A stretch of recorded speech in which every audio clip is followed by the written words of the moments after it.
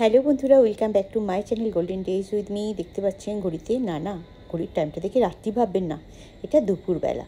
তো আজকে দুপুরবেলা থেকে ব্লগটা শুরু করলাম মাছ দিয়ে। আহা, এই মাছগুলো দেখে কি মনে হচ্ছে, কি ফ্রেশ আর কি সুস্বাদু বলুন তো।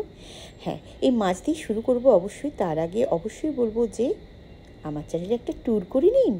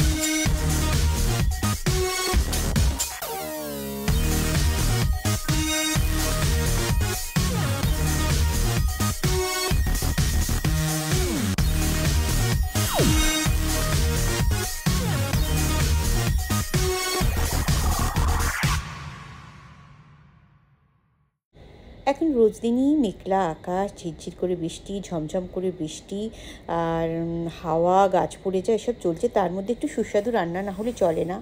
এই মাছটা তো আমি খেতে খুব ভালোবাসি, আপনারা জানেন। হ্যাঁ, মুম্বাইতে আমি পাবদা মাছটা খুব ভালো পাই। তো আজকেও সেই পাবদা মাছ রান্না করব।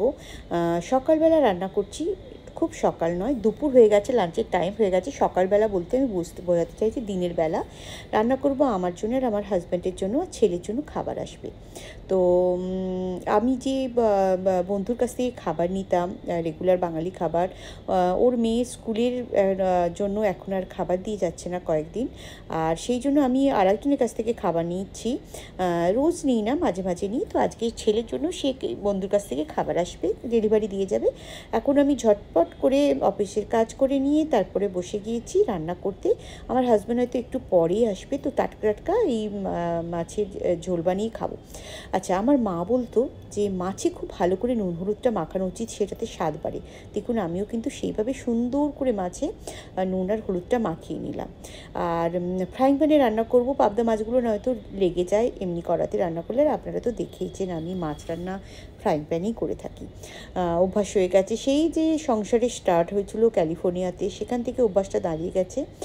আর বাইরে আজকে দেখাচ্ছি আপনাদের যে বেশ মেঘলা হয়ে আছে, জাস্ট এই মুহূর্তে বৃষ্টি হচ্ছে না। আর আপনারা তো জানেন যে আমি মশলা গুলে রান্না করি, একটু বেশি জল দিয়ে রান্না করব, কারণ আমি এখন খুব পাতলা করে রান্না করছি। অপারেশনে হওয়ার পর থেকে খুব একটা হেভি খাবার খাই না, স্পাইসি খাবার খাই না। আচ্ছা, এইটা আমি কেন এরকম গুলে রান্না করি অনেকেই জিজ্ঞাসা করেছেন, এবং আমি অনেকবারই উত্তর দিয়েছি। এতে একটা বাটা মশলার ফ্লেভার আসে, বেশ কিছুক্ষণ গুলে রাখলে পারে এই মশলাটা ভিজে গিয়ে একটা বাটা মশলা, তারপরে আপনারা একটু বেশি জল দিয়ে যদি গোলেন আর সেটা ভাজা ভাজা করে নেন, খুব সুস্বাদু হয়।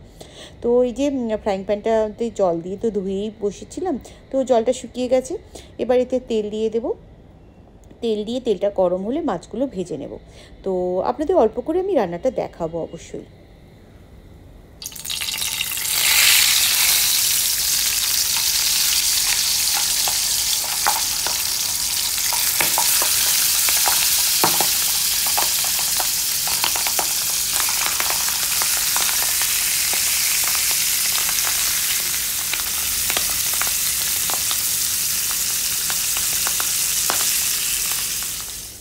মাছটা ভাজা হচ্ছে, আর মাছটা রাখবো বলে একটা এখানে থেকে পাত্র নেব, এমন করে কাজের মেয়েটি ঢুকিয়ে দিয়ে গেছে, দেখুন জেকে জেকে আমি বার করতেই পারছি না।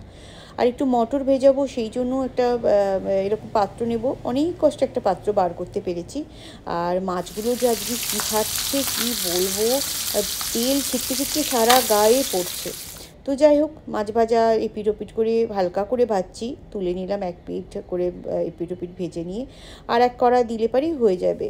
তো মাছগুলো আজকে ভাজতে বেশ বেগ পাতে হচ্ছে না, মাছগুলো ভাজতে অসুবিধা হচ্ছে না, যে ভেঙে যায় যেরকম সেরকম কিছু হচ্ছে না। পাবদা মাছ তো খুব নরম মাছ, অনেক সময় ভেঙে যায়, কিন্তু সেটা হচ্ছে না। হচ্ছে গিয়ে মাছগুলো থেকে তেল ছিটকে ছিটকে পড়ছে, তো রীতিমতো বেগ পেতে হচ্ছে, দূর থেকে ছুঁড়ে ছুঁড়ে দিয়ে করছি। আর এই দেখুন এক্ষুনি ডেলিভারি দিয়ে গেল। সেই যে বলি না 10 মিনিটে আমার বাড়িতে জিনিস দিয়ে যায় ব্লিঙ্কিট থেকে। তো এই যে এগুলো বিকেলে স্ন্যাক্সের জন্য একটু কেক আর কোশান অর্ডার করলাম। চা দিয়ে খেতে ভালো লাগে বিকেলবেলা, অনেক সময় ছেলে বায়না করলে সে টুক করে খায়। তো সেই জন্য অর্ডার করলাম, 10 মিনিটে দিয়ে চলে গেলো। এই রান্না করতে করতেই দিয়ে চলে গেলো। একটুখানি পরেই আবার ছেলের জন্য রান্নাটা আসবে। আমাদের রান্নাটা প্রায় হয়ে এসছে। দেখুন মাছগুলো তো তুলে নিলাম। এবার ওই গরম তেলে একটু জিরে ফোড়ন দিলাম, দেওয়ার পর ওই যে মশলা গুলে রেখেছিলাম, নরম হয়ে গেছে মশলাটা, ওটা আবার গুলে দিয়ে দেবো। আজকে একটু বেশি জলেই গুলেছি, কারণ মশলাটা একটু সেদ্ধ হয়ে তারপরে ভাজা হলে না এই সবজিটার এই মাছের ঝোলটার একটু স্বাদ হয়। আজকাল তো কিছুই দিই না, আরও পাতলা রান্না করে নিয়েছি। তো একটু একটু ভালো লাগে, কালো জিরে দিয়েও রান্না করলে ভালো লাগে। আজকে কারি জিরে দিয়ে করছি না, এমনিই করছি। তো এই যে রান্নাটা করছি, এটা করতে করতে ওই জন্য আমি আমার 2-3টে তরকারি করতে পারি। এইটা এই যে জলটা সেদ্ধ হয়ে হয়ে মশলাটা কমতে কমতে অনেকগুলো কাজ হয়ে যাবে। তো এই যে মটরটা দিয়ে দিলাম, মটরটা জলে ভিজিয়ে রাখবো। অল্প হালকা করে একটুখানি ঘুগনি বানাবো ঠিক করেছি বিকেলবেলা। তো মানে এখন তো করে উঠতে পারবো না, এখন ভিজিয়ে রাখবো, সন্ধ্যেবেলা বা রাত্রিবেলা যখন সময় পাবো তখন একটুখানি করে রাখবো। তো ভিজিয়ে রাখলে সুবিধা হয়, মনে পড়লো ভিজিয়ে নিলাম। আর এই যে মশলাটা করতে করতে দেখুন কত কাজই না করা যায় বলুন তো। এই মশলাটা ভাজতে ভাজতে জানলা দিয়ে চোখ গেল। ও মা, কি কাণ্ড! দেখতে পাচ্ছেন ওই যে ছাদ থেকে ঝুলছে। আমাদের এখানে বর্ষার আগে আগে করে কি, এখানে ওরা একটা করে কোটিং দিয়ে যায়, এরকম ত্রিপল টাইপের কাপড়ে দিয়ে, আর হচ্ছে আলকাদরা বা কিছু একটা দেয়, খুব গন্ধ ওঠে, সেটা দিয়ে করে। সেটা ঝুলে পড়ে গেছে, আমি জানি না উপরে বাড়িতে জল পড়ছে কিনা। তো এখানে চোচো চোচো করে এখানে ভাজা হচ্ছিলো বলে আমি একটু সাউন্ডটা অফ করে দিয়ে আমার ভয়েস সাউন্ডটা দিচ্ছি। দেখুন এই যে সেদ্ধ হয়ে যাওয়ার পরে এই যে মাখো মাখো হলো, এইটাকে ভালো করে ভাজা করে নিলি না, আমি যে মাছের ঝোল রাঁধি সবাই বলে এত টেস্ট হয়, কী করে হয়, এইটা হচ্ছে তার ট্রিক্স। যে প্রথমে একটু বেশি জল দিয়ে ওটাকে সেদ্ধ করে নেবেন, জলটা যখন কমে এলো তখন দেবেন। আর এই যে আমার ছেলের জন্য খাবার চলে এলো। আর এই যে আমি এবার এবার এবার এটা ভাজা হয়ে গেছে, আর একটু ভাজা করে নেবো। যত ভাজা করি তত স্বাদটা তো বাড়ে। তারপরে জল দিয়ে দেবো, একটু পাতলা করে জল দিয়ে সেদ্ধ করব। মাছটা তো খুব আধ ভাজা করে ভাজা, এপিট ওপিট করে ভাজা, তাই একটু বেশি জল দিয়ে আমি সেদ্ধ করি। তো এই দেখুন ভাজা হয়ে গেছে, এবার তুলে তুলে নিতে হচ্ছে, তেল কেটে গেছে। এবার কিন্তু খুব সুস্বাদু হয়ে যাবে। আমি আবার বলছি, এরকম গাঢ় করে নিয়ে আপনারা ভাজতে পারেন, কিন্তু আমি একটু বেশি জল দিয়ে সেদ্ধ করে নিই তারপরে ভাজি বলে আমার রান্না খুব সুস্বাদু হয়। এই গেল মাছের যে মশলাটা করলাম, তাতে জলও দিয়েছিলাম, জলে ফুটো ধরে গেছে। এবার মাছগুলো দিয়ে দেবো। এই মাছগুলো কিছুক্ষণ ফোটার পর আবার ওই পিঠ পাল্টে দিলেই মাছের রান্না হয়ে যাবে।